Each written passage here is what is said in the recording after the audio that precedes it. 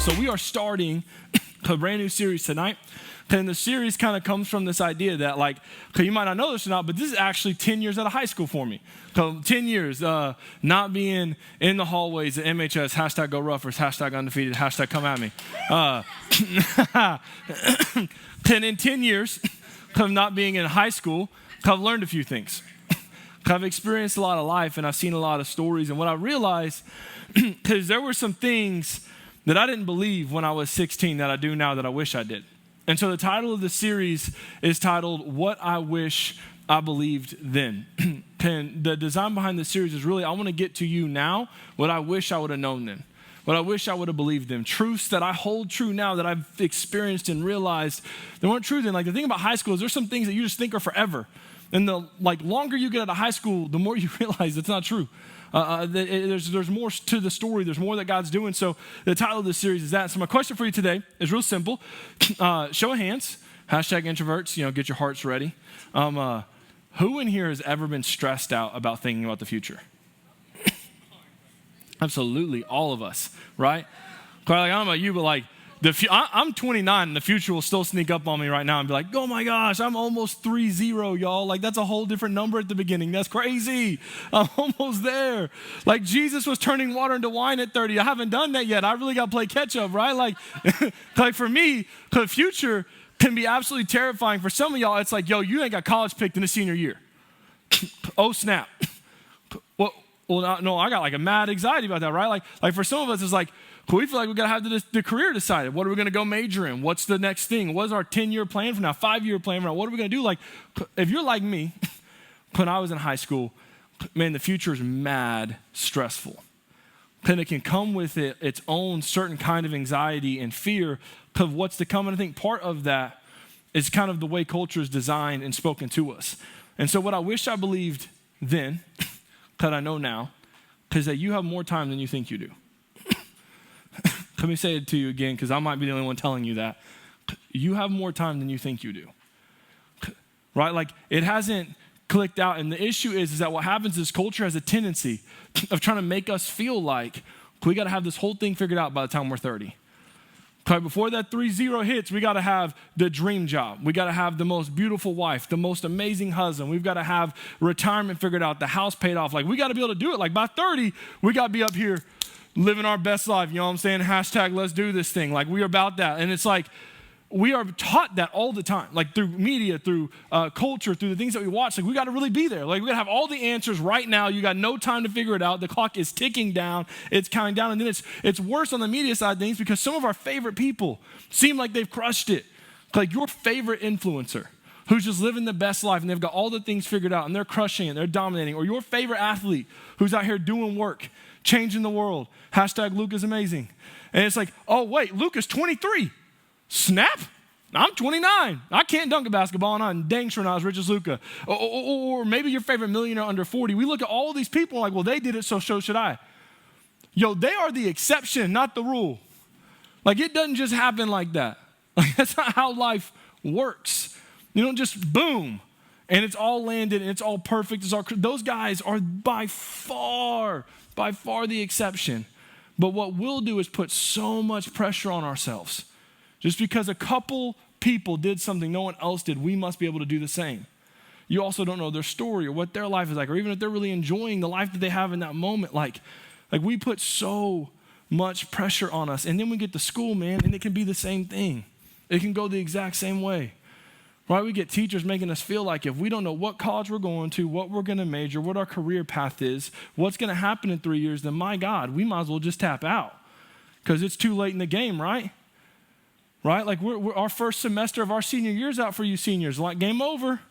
If you ain't declared the score of the major, you might as well just give up now because too late. And we put all of that stress, all of that anxiety on our shoulders like we're supposed to have the perfect plan figured out at 18, at 16, at 14, at 13. Now, I don't know about you, but for me, I bought into that lie.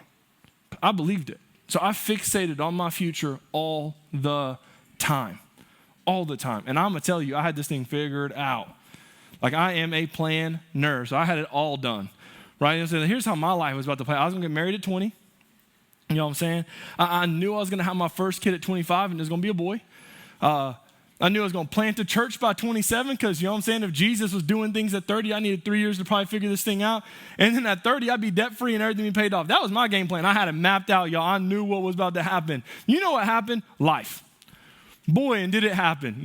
It came quick and it came fast. And I immediately realized how unrealistic it was to think that at 18 years old, I could have my entire future figured out. That at 18 years old, I was going to perfectly hear the voice of God and know exactly what was going to happen for me next. See, what my life actually happened is I got married at 19, not 20. Overachiever. Listen, when you're goofy looking and she is as beautiful as Nicole, you put a ring on it as quick as you can because she might realize she could do so much better. So I got married at 19. And we didn't have our baby at 25. We had it at 20. And it was a girl, not a boy, so double wrong. And you know, life kept happening. And by 22, I had 4 years in student ministry and got let go. Like fired. Ministry, not my thing. I'm not good at it apparently. I don't belong here. And at 23, I had thousands and thousands of dollars in debt. In 5 years, I was further away from my plan than I was when I started at 18. Life happens, man. And the things and the belief that we could really figure out how all those things are going to play out is so unbelievably unrealistic. I found myself at 23 living in a roach-infested apartment with 2 babies and had no answers on how on earth I could ever do what I thought I was supposed to. You see, I thought I was supposed to have it all figured out, and it didn't go the way I planned. So for me, I was so sure that I was a failure, and I was so sure I missed it. So now what do I do?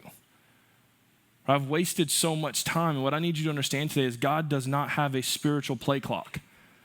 There's not this play clock in heaven counting down, and then you get a false start, or you get a delay of game. You don't get to heaven. There's not like this proverbial spiritual clock that's just ticking down, man. And if you don't maximize every second of it, then you don't get to walk out the plan of God for your life. That's not how this thing works. That's not how God designed it. God had your stupidity in mind when he built the plan, just like he did mine. God had all of the contingencies built for it. Like no matter what you do, God can still get the plan of God to happen in your life. It's not counting down. And to put that much pressure on ourselves is not fair and it is not realistic. God is not confound to our game plan to be able to get the plan of God to happen in yours and I's life. You see, what I wish I believed then that I know now, because you have more time than you think you do. The clock isn't over. The time hasn't ticked out. It isn't game over for you. You still got so much time for God to be God and you to become who he called you to be. You have so much more time. Proverbs chapter 19, verse 21 reads like this.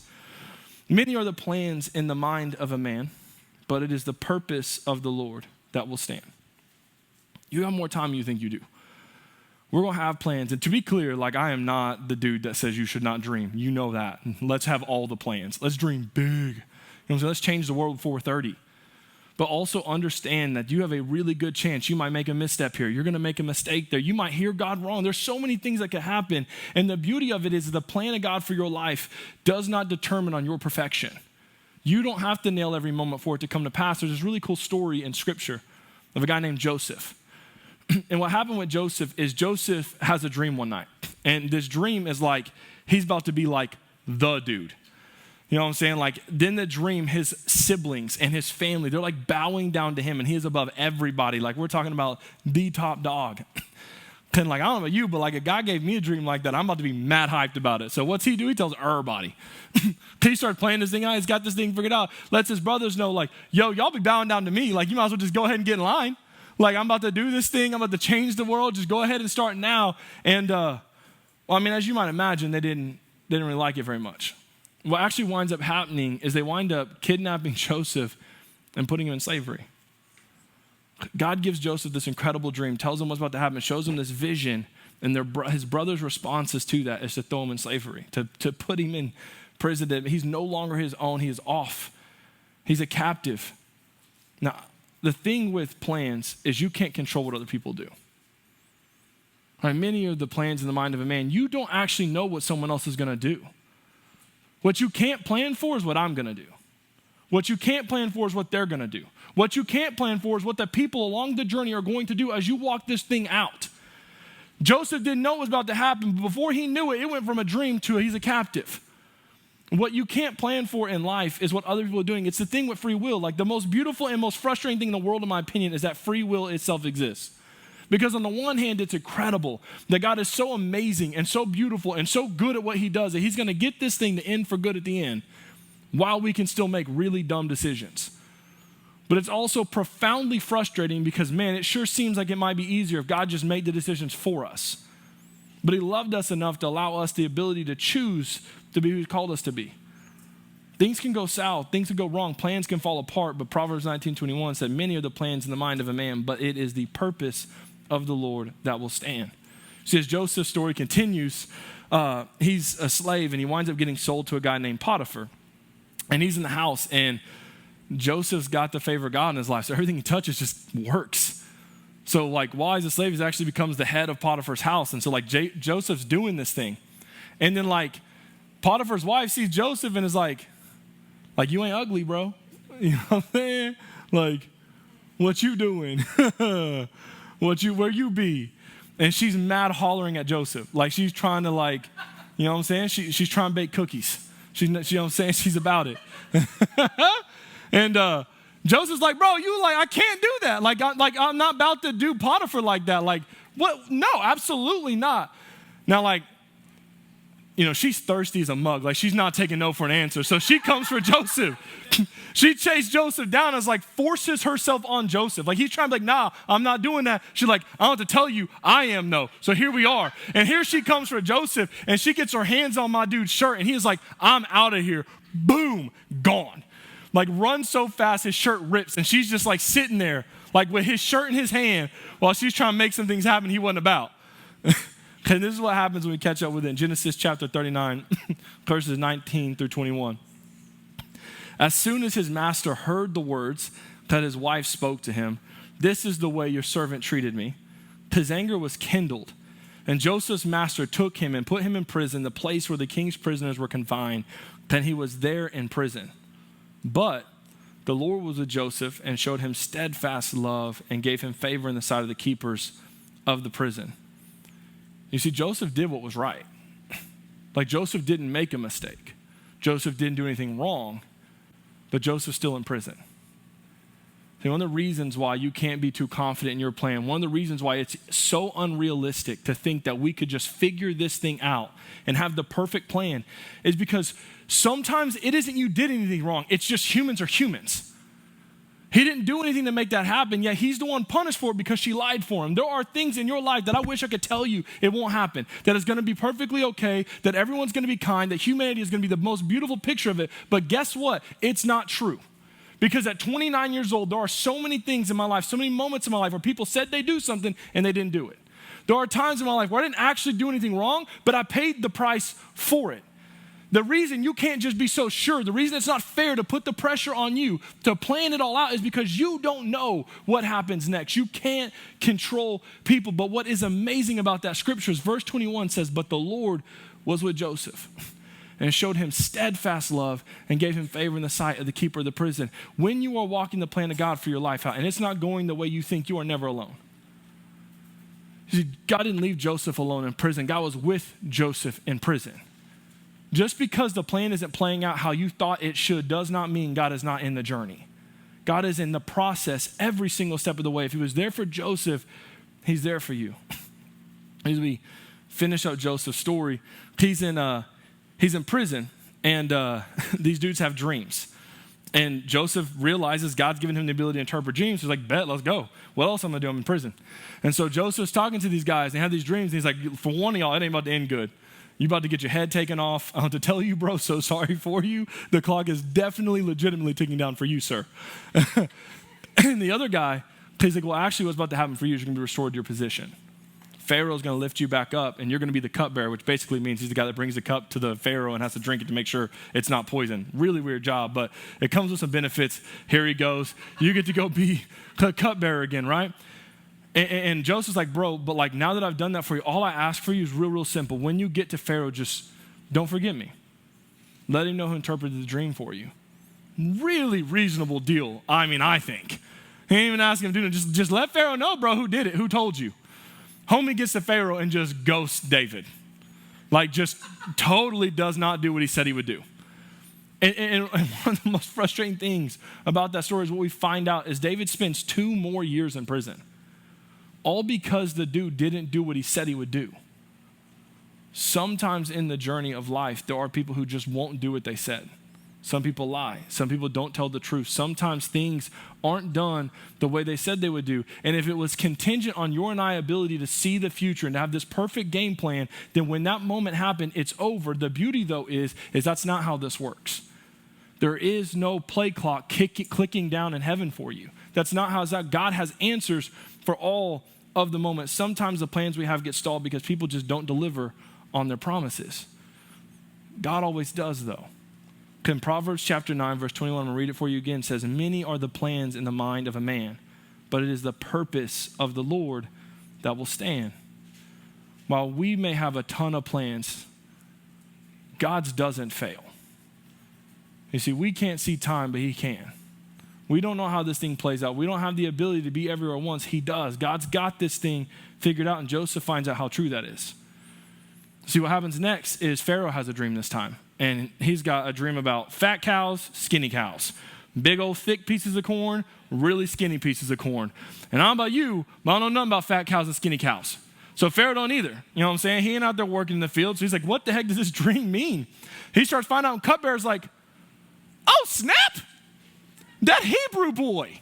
Like in prison, I done forgot about him. Like, he done did my dream, Pharaoh. My bad. Should have told you this 2 years ago, but here we are now. You might call him up and just ask him what the dream means. And he's like, all right, well, bet. Brings Joseph in. Joseph's like, all right, here's what it means. The fat cows mean life about to be real good. Like real good. You don't have more than enough. But them skinny cows mean like after that first 7 years, you about to have 7 years of a whole lot of suck. It is not going to be fun.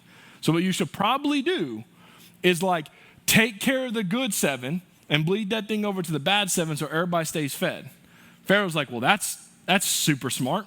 You sound like a smart guy. Joseph goes from being in prison to the number 2 over all of Egypt. The most powerful nation in the world at the time. He goes from being in a jail cell to the right hand of Pharaoh. Like, there is no clock clicking, kicking, counting down for you. There is no clock. It's not how this thing plays out. What's crazy is what happens next is the famine hits and his brothers show back up and they're hungry because they don't got no food. And then here's the moment. Joseph is standing at the right hand of Pharaoh and his brothers are bowing down to him and the dream happens. For 23 years, David had to ask himself, does God still have a plan? Scripture shows us from the moment David has the dream to the moment his brothers are before him, is 23 years old. Just out of curiosity, if you are older than 23, raise your hand real fast. Yeah, that's like almost no one in here, which means your entire life that you've lived, David did that and some, with nothing going the way it was supposed to.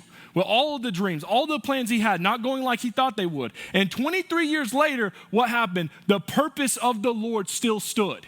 It was still there. It was still strong. It was still mighty. He was still good. And Joseph found something out. He found out that you got more time than you think you do.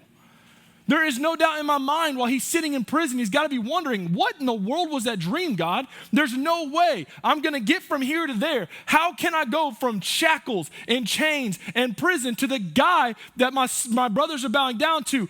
But then it happened. Because that's how God works. He's not confounded to your brain, my plan, their plan. There is nothing that's getting in the way of the purpose of God. He's going to make this thing happen. The question you and I have to figure out is whether or not we'll be faithful with the steps God's given us to take. You have more time than you think you do. It isn't game over. There's no way Joseph thought it would take 23 years. It did, though. And I promise you, at year 22, he was sitting there wondering if it would ever happen. And it did, though. He had to have questions, yet God showed up. In Luke chapter 16, verse 10, it says, one who is faithful in a very little is also faithful in much. And one who is dishonest in a very little is also dishonest in much.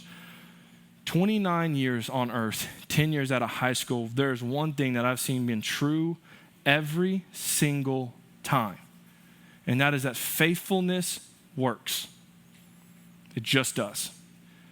Like if you want a game plan, a cheat code, a guarantee that you are going to see the dreams and the purpose of God played out for your life, be faithful. Joseph had every opportunity to quit, every reason to bail on the dream, on the plan, but he didn't give up. Could have said yes to Potiphar's wife. He didn't. Could have given up in jail, not interpreted the dream. He did. Like he kept being faithful, what he had in front of him. He did the next step at the next step until it happened. You have more time than you think you do. But maybe you're in here and it's like, but like what if it actually is too late though? Like what if too much time has passed? What if I actually am a senior? My first semester is down and I don't have a plan. I don't know what's next. I don't know the future. What happens if I've already destroyed my GPA? I'm a junior in high school. I have messed some stuff up. There is no way this thing becomes a 4.0. You know what I'm saying? There is no way in the world I got time to fix this. The damage is done. There are some fat F's on some of them report cards, and I can't change time. What do I do then? Or what happens if I missed my moment? There was the opportunity, the job was there, the chance to shoot my shot, the role to take, I passed it up, and now someone else has it. It's someone else's role now. Like now what? Like what do I do? Time is counted down. It's actually too late for me, right? Because the moment's passed. What do we do in those moments? And what life has taught me is God can do more in a moment than you can in a lifetime of trying. Just because you can't see a way does not mean there isn't a way. There's this crazy moment in Acts chapter 8 where a guy named Philip is like doing his thing, kind of living life, and he sees an eunuch. And he walks up to this guy and talks to him about Jesus. And the guy like gives his life to Jesus. He goes public with his face, goes baptized, you know what I'm saying, goes out in water, comes out. But when he comes out the water, Philip is just like gone. And Philip wakes back up and he's like in a totally different city. Like God literally took Philip and teleported him. Like legitimate night crawler.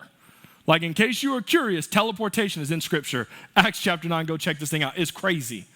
Like if God can literally in a second take Philip from one city to the next, he can make anything happen with your story. There's also this other moment in Exodus chapter 14 where Moses is out here having a conversation with Pharaoh and God calls Moses to lead 6 million people out of Egypt.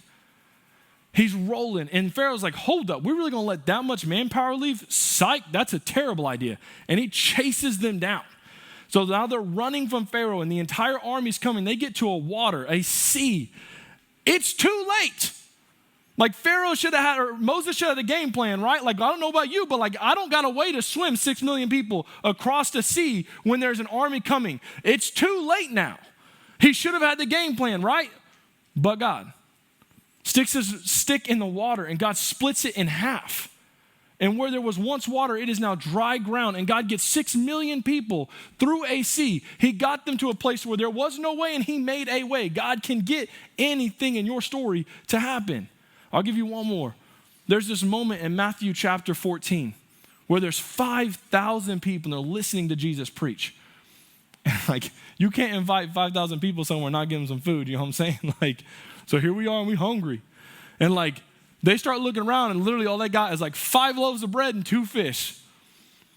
And it's lunchtime. Now I get mad hangry, but I don't know what 5,000 hangry people is like, but here they are. It's too late.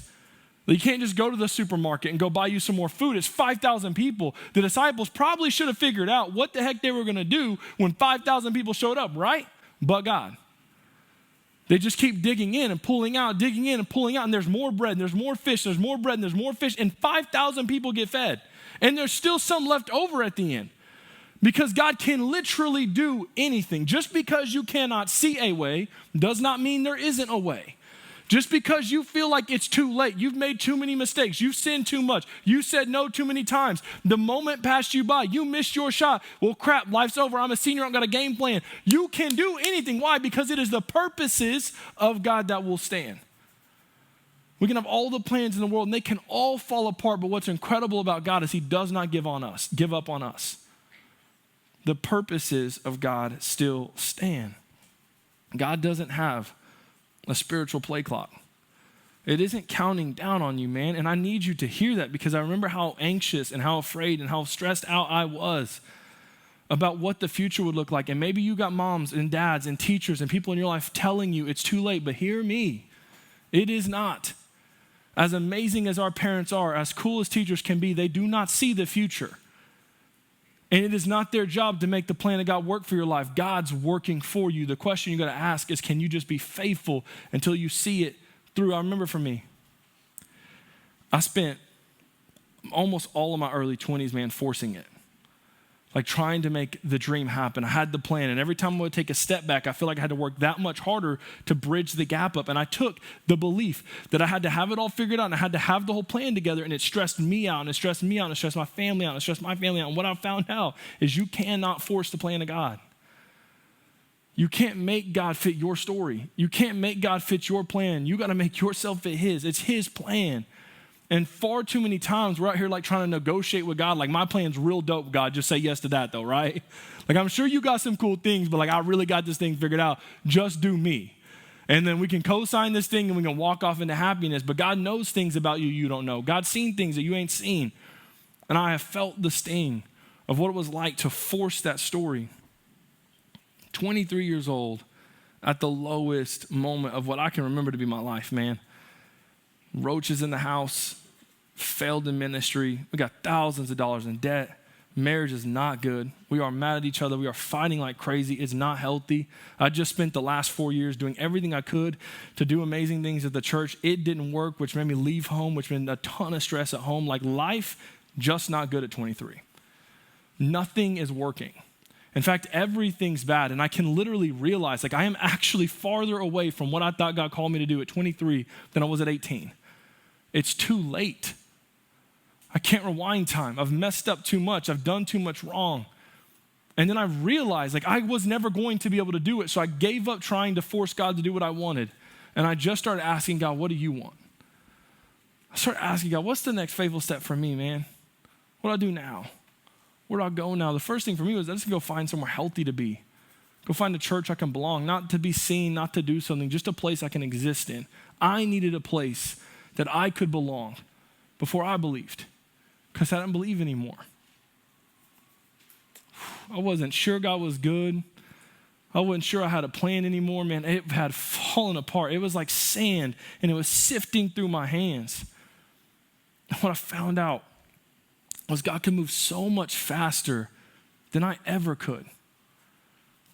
You see, by 25, I had seen God take $10,000 in credit card debt and have it fully paid off. And it wasn't like God gave me an amazing job. We were making $20,000 a year by myself, only person taking in a check. And somehow God paid $10,000 off in 2 years. Like, God erased in 2 years what it took me 5 to do. Like, God healed the damage it took me 5 years to create in 2 years. Like, He moved so much quicker than I ever could. On my own will, on my own power, I was making it worse. But the second I got out of God's way, I was like, all right, God, I'm done doing this thing. God, whatever you need, just tell me what to do next. Boom, I blinked. I was 25 and there was no debt on credit cards. Thank Jesus. I could pay bills. I could feed my family. I could feed my kids. We weren't stressed out every single moment of every single day. Like, I started seeing how true this is, that if you'll just be faithful, if you'll just be consistent, man, you will find out how good God is. And then it's crazy because the story doesn't stop. At 26, man, I realized that we could actually do this thing. We bought our first home. 26 years old, and we bought a home. 3 years before, roach-infested apartment, $10,000 in debt. But God showed up, and He moved, and He did the amazing. He did the miraculous. He got me somewhere I didn't think I could get to. 4 years later at 27, we were living in a place where we could pay every bill. We could sow generously. We could give. We could love. We could reach. And on top of that, we could set up the future. We could save for retirement. Like, I watched God in 4 years, man, do what I never dreamed possible anymore because I had messed it all up. It was too late. And here I am at 29, 6 years later. And I am leading the best youth ministry in Muskogee. Come at me if you want to argue. I got you all day, because I'm standing on this stage with the most incredible leaders, looking at the most amazing students. And I have seen week after week after week after week, God change life after life after life. I've seen person go underwater, out of water, underwater, out of water, celebrating new life in Jesus. I have watched people come in here broken and falling apart and blink. And they weren't just better. They were leading on this stage. They were singing worship songs. I've seen God move. And I'm sitting here at 29 looking at God do things that at 23 I thought there was no chance in the world, because it was too late for me. Because my plans didn't work. It didn't work. It was too late. The time had clicked down. There was nothing left but God. Listen to me. You have more time than you think you do. The clock is not over. No matter how far you think you should be right now, God can still get you there. If you feel like life isn't progressing fast enough and you're not moving quick enough and you don't have enough answers, it's okay. Because just like Joseph, man, you just stay faithful. You won't get there. It's going to happen. Because that's who God is. Why? Because his purposes stand. If you're here and you're sitting here, it's like, it's too late for me. I've done too much. I've made too many wrong mistakes. It is what it is. There's no time left. That's all right, though, because if God can split water and turn it into dry ground, then he can get the plan of your life to play out too.